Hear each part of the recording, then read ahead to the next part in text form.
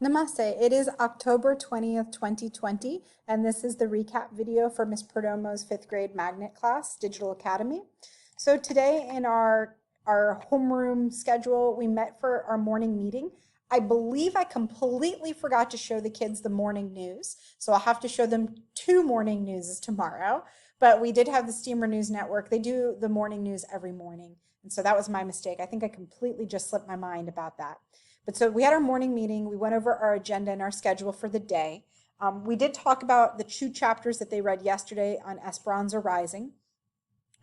So with that on Canvas, I'm giving them questions to talk about to get them thinking about it, which are ungraded. But then I use those questions in the discussion so they're already prepared to talk about it. And that gives them house points because they're participating in the discussion. So that's what we worked on, was talking about chapters 11 and 12.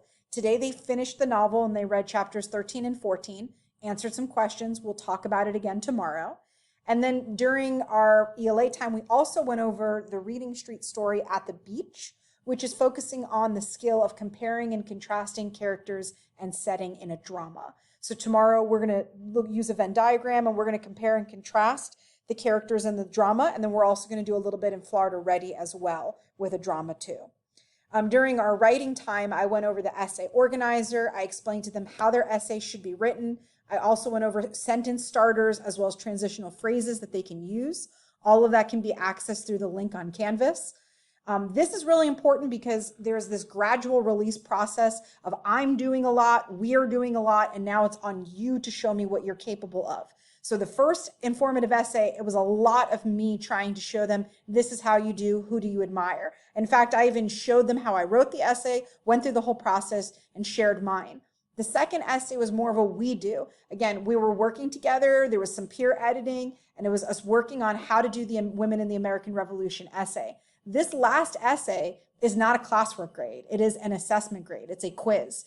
So it's really trying to determine, can they successfully write an informative essay on their own without so much guidance? So I've pulled back on how much I'm going to be helping them with the essay. And now that I've set them up with the organizer and with all the resources that they need, from here on out, they have until Friday of next week to get that essay done. I'm going to use my writing time to go over grammar and cursive and other conventions that we need to go over. And I'm not going to be spending my time modeling explicitly how to write the essay, because this is now where they show me I'm capable of writing an informative essay on my own. And that is what the whole goal is that we want them to be able to write an informative essay without the assistance of a teacher or a friend. So I am allowing them, though, that in the process of getting ready to write their essay, they can collaborate with other classmates because they've all read the same novel together. So you can share ideas, but when it comes time for you to write the actual essay, you're going to have to do that on your own without so much assistance. During our lunchtime, we ate lunch, of course, that's on your own. There was a little bit of a discrepancy about media. Because the schedule changed, the media teacher forgot about that, and they were not ready for media until about 11 o'clock. So the students missed about 15 minutes of media. There was a little confusion of, was it the right link or the wrong link? It was the right link. It was just a confusion with the teacher. So they did at least get 30 minutes with Miss Scoville. Then they had recess on their own for 30 minutes, and then they came back for math.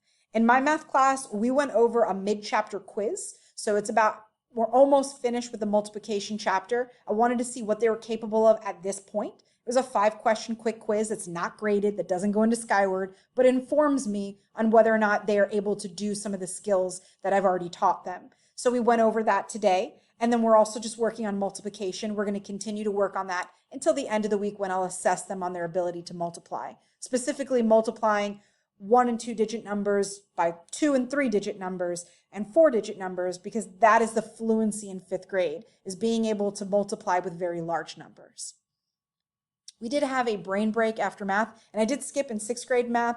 We're currently focusing on operations with decimals. We're moving a little faster than the actual magnet class next door, Miss Andy's room, and the gifted class. So we're going to slow it down.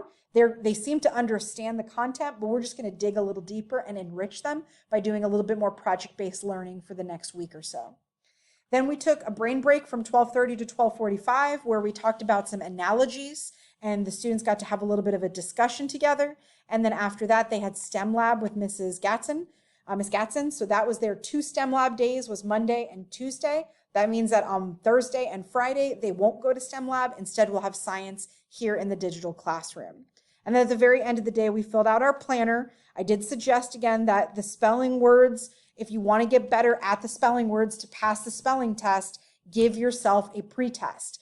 Pretest at the beginning of the week to figure out how many words you don't know how to spell. And then old-fashioned, make some flashcards. Use those flashcards and try and memorize how to spell those words so that you're more prepared when we take the test on Monday. So again, in 5th grade, they were the only one who had homework in math. It was only page 167. In 6th grade, there was no homework. In science, we still have homework that is due by Monday of next week. So if we wanted to list how many homework assignments there are 2 specifically for this whole week. There's completing the Greek and Latin root words vocabulary homework, and then there's the science homework with the weather data. And I'm going to give them a little bit more information on the science homework tomorrow as I watch the video and do the homework assignment tonight so that I can be a little bit more prepared to explain to them any mistakes or problems that they have tomorrow. That's the recap for what's happening in our digital classroom. As always, I am blessed that I have the students that I have and the parents that I have because the support makes it all worthwhile. I want to thank you all for watching this recap video, and I hope that you have a blessed day. Have a wonderful afternoon.